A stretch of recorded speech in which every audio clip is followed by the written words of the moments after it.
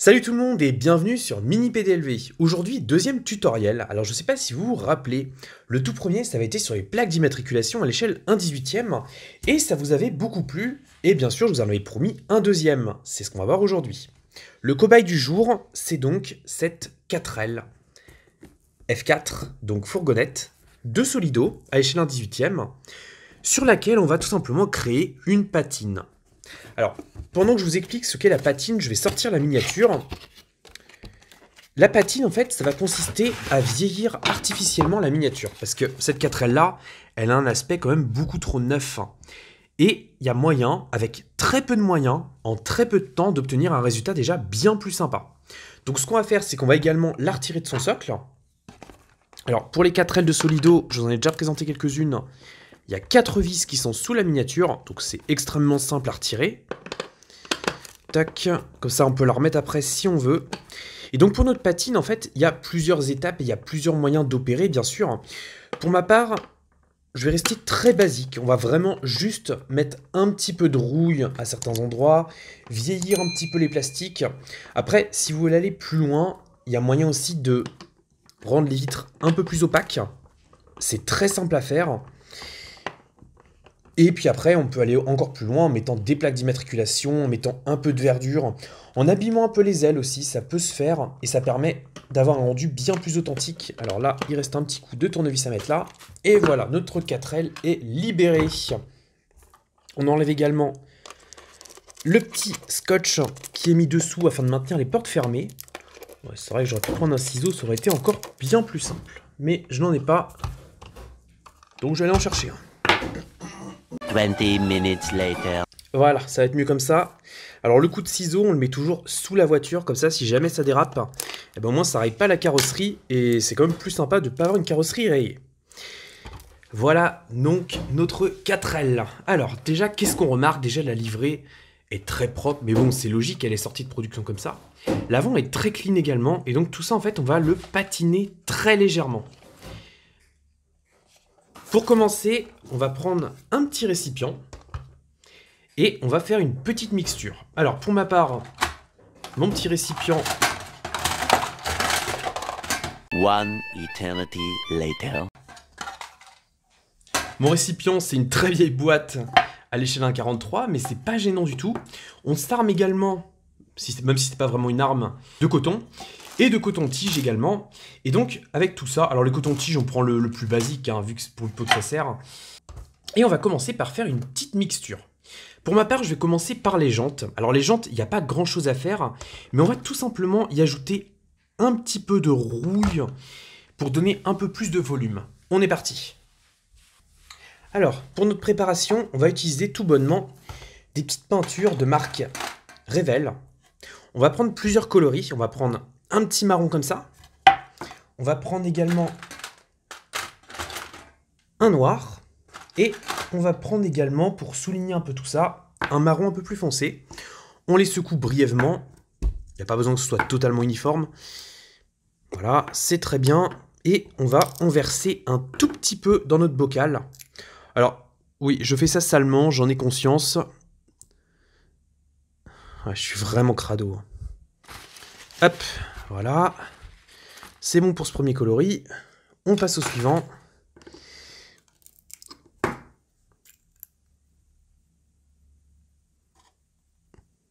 Tac. C'est bon également.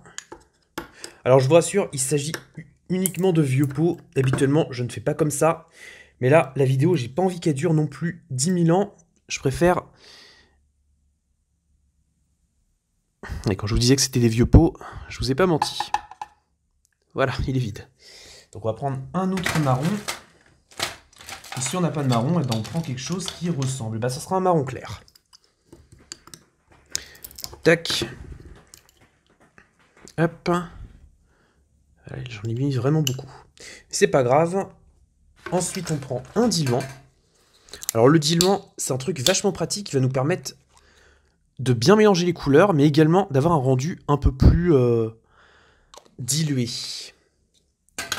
Donc là, je laisse ça comme ça, je m'en occupe même pas, je mélange même pas. Je vais tout simplement prendre un coton-tige et je vais le tremper à différents endroits de la mixture pour ensuite l'appliquer sur les jantes.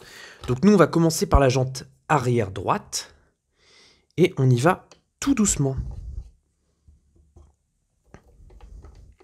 On insiste sur le creux des jantes, et comme ça, l'avantage, c'est que l'excédent de peinture va se mettre uniquement dans les petites cavités, ce qui va directement donner du volume. Donc c'est pas très compliqué à faire, hein, bien loin de là. C'est même extrêmement simple, mais le rendu est relativement efficace. Voilà ce que ça donne. Vous voyez, c'est très brouillon, ça prend pas de temps à faire, et directement on a plus de volume. Alors après, on va faire des petites retouches, hein, bien sûr. L'idée, c'est également qu'on ait des bords un peu plus abîmés. On va essayer de faire un petit peu mieux sur cette seconde jante. Alors comme vous le voyez, la vidéo, je la fais en one shot, c'est-à-dire que je ne vais pas m'amuser à recouper à chaque fois. J'ai plus envie d'essayer de vous faire quelque chose d'instantané. Alors il y a des choses qui vont sûrement marcher mieux que d'autres, mais c'est pas grave, c'est également le jeu. Voilà. Tac. Déjà, on voit que cette jante est un peu moins bien parce qu'on a moins de marron. Voilà, j'en rajoute un peu. Alors, ce qu'il y a sur les pneus, c'est pas du tout dérangeant, parce que ça va partir très facilement après. Et en fait, il y a juste les jantes qui vont rester, entre guillemets, tachées, et c'est ça, en fait, qui va donner le réalisme. Donc là, on le voit, à chaque fois, j'utilise le même coton-tige à chaque fois. Je cherche pas à avoir un résultat uniforme, ni autre. L'idée, c'est vraiment juste de remplir les cavités pour que ça donne, justement, le volume qu'on recherche. On termine avec la quatrième, toujours en étant assez grossier sur le résultat. De toute manière, quand une jante commence à rouiller, on n'est jamais sur quelque chose de très net. Donc on reste là-dessus pour l'instant. Comme mon mélange, j'ai fait tomber accidentellement beaucoup trop de marron clair, on va rajouter un marron plus foncé qui va permettre justement de rehausser l'ensemble. Alors je vais essayer de ne pas remettre le même marron et je vais surtout essayer d'en mettre un peu moins. Mais bon, on va garder la même technique. Voilà. Déjà, là, on est sur quelque chose de plus réaliste, et ça me plaît déjà beaucoup mieux. Du noir, du coup, je vais en remettre également. Comme ça, ça va uniformiser un peu plus notre mélange. Tac, voilà, toujours très inégal. Hop. On fait avec un nouveau coton-tige. Alors, je sais très bien que écologiquement, il serait mieux d'utiliser les deux côtés du coton-tige, mais le souci, c'est que si on s'en met sur les mains, après, on le remet sur la miniature, et là, on va tomber sur un résultat vraiment dégueulasse. Donc, je suis désolé la terre, je préfère faire comme ça. Tac. Là, on voit que j'ai mis beaucoup trop de noir, mais c'est pas grave. Je continue à l'étaler, à le tartiner sur ma jante. Tac. Et finalement, on a un résultat qui est plutôt pas mal. Alors, je sais pas si ça va rendre aussi bien que ce que moi j'en pense à la caméra, mais je trouve qu'on a un rendu qui est plutôt fidèle. Voilà. On va repasser un petit peu sur les jantes arrière, en insistant davantage sur les tons rouille. Ensuite, fatalement, il y aura un temps de séchage assez prononcé, mais c'est guère dérangeant. Voilà, on reste toujours très brouillon dans l'approche. Alors après, si jamais ça part pas sur les pneus, il y a une autre astuce qui est tout simplement de retourner les pneus. Là, on voit que j'ai fait une épaisseur un peu élevée, donc je mets mon sopalin ici et je fais tourner la roue. Comme ça nettoie le bord. Mais encore une fois, les finitions, elles viendront tout à la fin. Pour les jantes, c'est fait. Maintenant, il n'y a plus qu'à laisser sécher. C'est relativement rapide. On va maintenant passer au pare-choc. On va commencer naturellement par celui de l'avant. Alors ce coup-ci, je vais utiliser des pinceaux. Alors j'ai plusieurs têtes de pinceaux avec plusieurs numéros, des 2, des 0, je crois que j'ai un 4 également qui vient de se péter la gueule. Et ça va permettre justement cette diversité-là d'avoir plusieurs rendus. Donc là, je vais utiliser celui-là, un 2, et je vais appliquer ma mixture, alors toujours la même, hein, et on va l'appliquer assez généreusement et toujours de manière très inégale.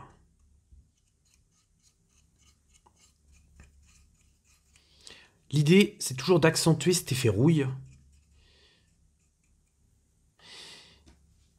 Voilà. Tac. Si on veut aller encore plus loin, on peut même rayer les pare-chocs. C'est un truc qui peut rendre relativement bien. Personnellement, j'ai pas envie d'esquinter la miniature en elle-même, donc je ne vais pas le faire pour celle-ci. Surtout que, je vous rappelle quand même qu'elle vient de sortir de boîte et que c'est une miniature neuve. Mais si vous avez des miniatures déjà abîmées, faut pas hésiter. De toute manière, quand on veut rendre une miniature plus authentique, c'est quelque chose qui marche vraiment très très bien. Hop, voilà, on rajoute du noir en dessous. Et de toute manière, moi je procède toujours en 2 couches. Les 2 couches permettent justement d'affiner le rendu et de ne pas se mettre trop la pression pour la première étape. On travaille également cette partie-là, qui est moins exposée, mais qui naturellement est quand même visible, donc il est important de la mettre en couleur. Donc il s'agit simplement de plastique, donc on passe un pinceau tout simplement dessus. Hop, là je vais surtout appuyer en noir, parce que c'est des parties qui sont quand même exposées. Et s'il y en a un peu sur la carrosserie, c'est pas dérangeant du tout, au contraire. On pourra retravailler ça après. Voilà, là on est pas mal. Ensuite on a la ligne d'échappement. Alors la ligne d'échappement c'est quelque chose qui rouille, donc on applique notre préparation dessus. On essaie plus de récolter du noir à l'extrémité, parce que bon, une ligne d'échappement c'est jamais parfaitement propre. Et là, déjà, on a un rendu qui est assez bon, sans se casser la tête, hein. Voilà, on pioche la peinture en fonction de la teinte qu'on recherche, et ça nous donne quelque chose d'assez fidèle finalement. Voilà, rendu relativement simple. Maintenant, on va appuyer la calandre. Soyez plus malin que moi, ne mettez pas votre main au niveau de la ligne d'échappement. Je reprends la miniature comme ça. On va travailler un petit peu la calandre. Alors la calandre, on voit qu'il y a plein de parties qui sont assez techniques. Donc ce qu'on va faire, c'est qu'on va tout simplement saupoudrer du noir dessus. Donc pour faire ça, on va repartir sur une base de noir pur. Alors j'espère qu'il m'en reste. Alors effectivement, c'est une vidéo faite un petit peu sur l'instant, je ne vous le cache pas. Mais c'est pas forcément très dérangeant, parce que c'est en général comme ça qu'on arrive à des trucs sympas. Et alors ce coup-ci, pour notre calandre, je vais reprendre notre diluant et je reprends également notre peinture noire. Je prends ce coup-ci un nouveau pinceau que je vais d'abord tremper dans le diluant, dans le pot de peinture, et ensuite je fais ça un petit peu sur le plan de travail. Je redilue un coup, et là on peut passer à la calandre. Alors ça va faire un résultat très grossi d'un coup, je vous rassure, mais ça s'affinera relativement simplement. Et là tout de suite ça nous donne un rendu bien plus vieilli pour la calandre. On voit que les différences de couleurs apparaissent plus nettement. Tac, et je récolte un petit peu de noir ici. Je le rapplique autour de ma calandre. Je fais ça méticuleusement, mais sans être chirurgical non plus. De toute manière, une vieille voiture, elle vieillit jamais de manière parfaite. Et ensuite, je reprends un petit peu de diluant et je vais retravailler un petit peu mon bas de caisse pour enlever l'excédent de peinture. L'avantage en faisant cette méthode-là, c'est qu'il va toujours en rester, mais ça va donner un rendu plus diffus, et donc forcément plus réaliste. Je récolte un petit peu de noir, et ce coup-ci, je vais faire le bas des pare-chocs. Bas des pare-chocs qui est souvent bien plus exposé, et donc naturellement bien plus sombre. J'en profite également pour refinir ma ligne d'échappement, en y rajoutant copieusement du noir. Et là déjà, on est pas mal. On est pas mal, mais on est loin encore d'avoir le résultat escompté. On passe à l'arrière. L'arrière, on peut le voir, est encore neuf dans son apparence. Donc on va retravailler notre pare-choc. On reprend notre base habituelle, on la tartine assez généreusement. Ce qu'il y a sur la carrosserie est aucunement un problème, puisqu'on continue de tartiner. Voilà. On a un rendu. Tac. Et comme la dernière fois, on retravaille avec ça, ce qui nous permet d'atténuer la quantité de peinture et donc d'avoir un résultat plus sympa. La carrosserie, on tartine le bas. On va également retravailler entièrement le bas de caisse qui est davantage sujet à la rouille. Donc là, vous le voyez, j'y vais très grossièrement. Mais vraiment très grossièrement, parce qu'on va estomper tout ça après. Forcément, la 4L, c'est une voiture ancienne, donc qui dit voiture ancienne dit vieillissement pas terrible, et surtout dit aile bouffée par la rouille. Donc là, encore une fois, je vais pas m'amuser à atteindre la caisse en l'abîmant plus que de raison, mais pour une prochaine vidéo, ça pourrait être intéressant. D'ailleurs, je ne sais pas si vous avez vu dans le décor, il y a un vieux Vespa, alors côté ruelle, que justement j'ai vieilli quasiment au maximum de ce qui était possible de faire. Si c'est quelque chose que vous aimeriez voir, histoire d'aller encore plus loin que cette vidéo, n'hésitez pas à me le dire en commentaire et on pourrait voir ça pour la prochaine fois. D'ailleurs, ce format-là, je l'expérimente avec cette vidéo. Je ne sais pas si vous allez regarder jusqu'à la fin ou si ça va vraiment être trop chiant. Dans ce cas-là, je me remets à vous, c'est vous qui me dites ce que vous en pensez. Et donc là, c'est fait. Alors les pinceaux, je les mets de côté. Je les nettoie toujours à la fin avec du White Spirit. C'est un produit un peu toxique, mais c'est très efficace justement pour résoudre les problèmes de peinture sur les pinceaux. Ensuite, une fois que j'ai mon diluant, je continue à l'appliquer sans trop appuyer. Et surtout, je tartine assez généreusement. Alors le résultat ne sera pas parfait du premier coup, mais ça permet déjà de donner les grandes lignes. Et là, on voit déjà qu'on a une caisse un peu moins lisse, avec des rajouts de matière. Là, cette partie-là, elle va rejoindre la charnière, ce qui va donner un effet de rouille au niveau des ailes, ce qui est plutôt une bonne chose. Voilà grossièrement les ailes de notre 4L. On va continuer d'affiner sur les côtés, histoire de gommer la transition, sans chercher à aller trop loin, parce que sinon, c'est là où on va annuler l'effet de notre patine. La patine, elle ne doit pas prendre le dessus. Et donc, maintenant qu'on a ça, on est plutôt pas mal déjà. On va retravailler plus l'effet rouille. Alors, on va partir sur un pinceau très fin, un pinceau 0 comme celui-ci, et on va appliquer de la rouille, enfin ce qui ressemble à de la rouille, au niveau de certaines parties sensibles, comme l'embase du rétroviseur, mais également la baie de pare-brise. La baie de pare-brise, c'est souvent cet endroit-là qui est couvert de rouille. Donc j'en applique, on n'est pas radin, et tout ça, on va aller l'estomper après. Donc comme vous le voyez, ma patine, j'ai aucunement la prétention de dire qu'elle est parfaite. Je suis pas du tout un grand modéliste. D'ailleurs, je suis pas grand et je suis encore moins modéliste. Mais l'idée, voilà, c'est de s'amuser un petit peu, c'est de vieillir la miniature. Voilà, les poignées, forcément, on les travaille bien. Les blocs optiques, on y va généreusement aussi. Et la poignée arrière, et ben là, on s'éclate, on lui en fout une bonne truc dans la gueule. La plaque d'immatriculation, je ne vais pas m'y atteler dans cette vidéo-là. Mais de toute façon, je vous en avais déjà fait une qui vous explique le cheminement. On est déjà pas mal niveau rendu. On est sur une patine simple, donc on va pas chercher un résultat fou. On gomme un petit peu les excédents, tout en laissant de la matière. Et ensuite, on étale bien comme il faut. Baie de pare-brise, on la retravaille également.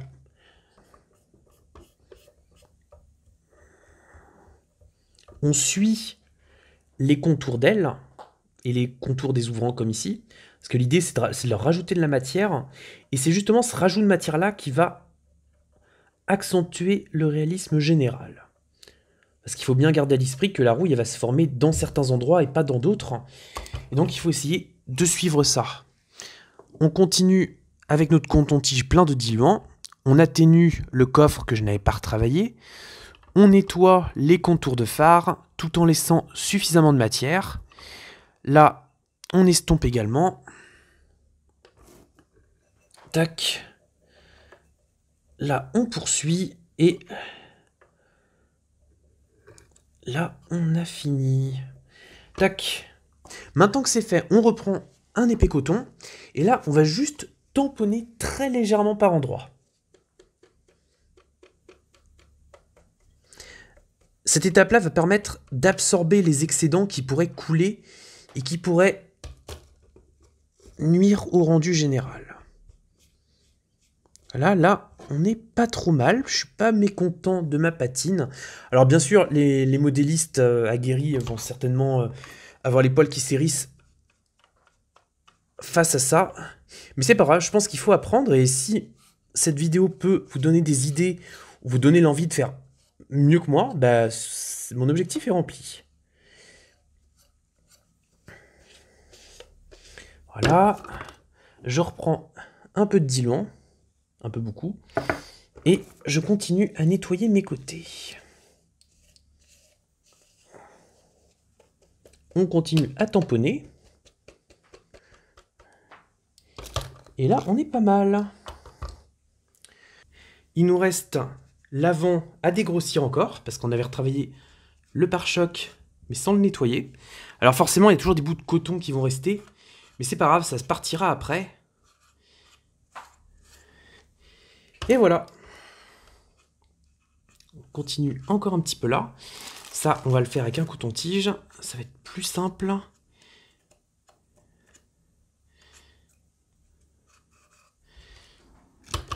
Voilà, ça donne un rendu bien encrassé. J'ai cru que j'avais renversé mon pot, mais non, même pas. Bravo. Et voilà. Maintenant, on va travailler à rajouter un peu de rouille. Alors, je vous remonte la voiture de plus près. Alors, ça rend jamais aussi bien à la caméra qu'en vrai, mais on a un rendu avant qui est bien plus esquinté, bien moins net. Les ailes sont bien plus marquées, comme s'il y avait eu des frottements. Les jantes, elles, on a un rendu qui est pas mal. L'arrière est correct aussi. De toute manière, en fin de vidéo, je vous ferai un passage dans le diorama. Ça donnera déjà un bien meilleur rendu des teintes. Maintenant, on va rajouter un petit peu de rouille. Alors, pour notre rouille, on va récupérer nos petits pots de peinture. Depuis tout à l'heure, je suis en train de me mettre le bras dans le pot noir. Décidément, c'est vraiment pas simple de filmer et de faire ça en même temps. On prend des tons rouille, forcément. Je vous apprends rien. Et maintenant, on va travailler au pinceau fin. On va prendre celui-ci et on va travailler quelques petites zones en étant très méticuleux. On tamponne très légèrement. Voilà, là, j'ai fait une grosse goutte, mais c'est pas grave. Et cette grosse goutte, en fait, on va l'estomper petit à petit. Voilà, on poursuit le bas de caisse. On va travailler également le bas de la porte droite, l'embase de la porte, et on va récupérer de la matière petit à petit. On va tamponner délicatement. Tout ça sera bien sûr nettoyé après, hein, je vous rassure. Là, c'est plus déjà pour faire un premier dépôt de matière. Et ce premier dépôt, il est très important. Alors, on n'hésite pas à en rajouter un petit pâté. Comme ça, ce petit pâté-là, il va bien imbiber le bas. Et là, on va être pas mal. Donc, je suis plutôt content de ce premier côté. On passe au deuxième. Alors, on va pas faire exactement pareil. Ce coup-ci, on va vraiment travailler sur le bas de la porte. Voilà, du genre, voilà, la porte, elle est bouffée par la rouille. On y va assez généreusement. Et là, moi, je vais remonter également le bas de cette charnière. Voilà, et tout le bas du rétro. Donc c'est un travail qui est quand même relativement long, hein, je vous l'accorde. Et il y a sûrement moyen de faire bien mieux.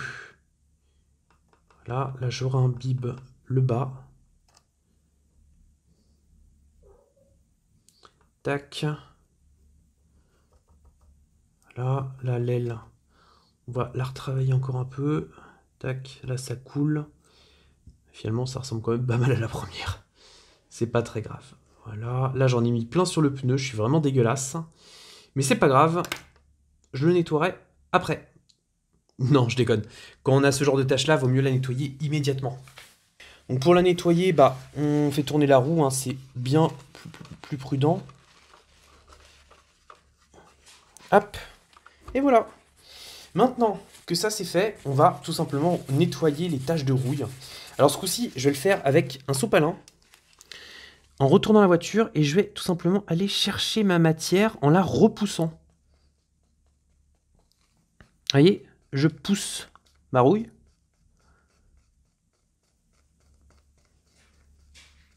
Tac.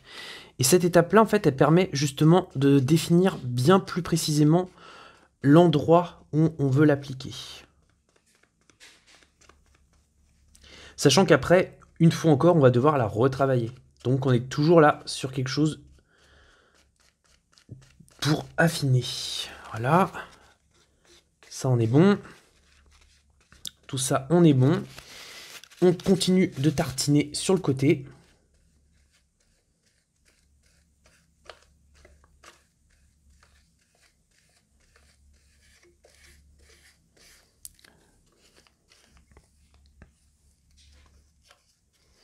Je sais pas ce que vous en pensez, mais moi je trouve ça pas mal. On fait pareil de ce côté-là, sachant qu'il y en a beaucoup moins de ce côté-ci. On continue de lisser. Et on a ça. Moi j'ai envie de continuer un petit peu avec l'arrière. Donc je vais reprendre mon pinceau qui est caché derrière. Et je vais lui appliquer un petit peu de rouille au niveau de là et également de là. Voilà. On poursuit en nettoyant avec le sopalin.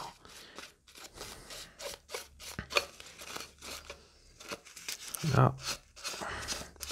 Tac. Mais pas trop non plus. Là, moi, ça me convient. Et pour terminer, je vais finir avec un petit peu de rouille sur l'avant. Le bas du pare-choc. Donc là, je vais mettre une grosse goutte. Et je vais nettoyer très grossièrement.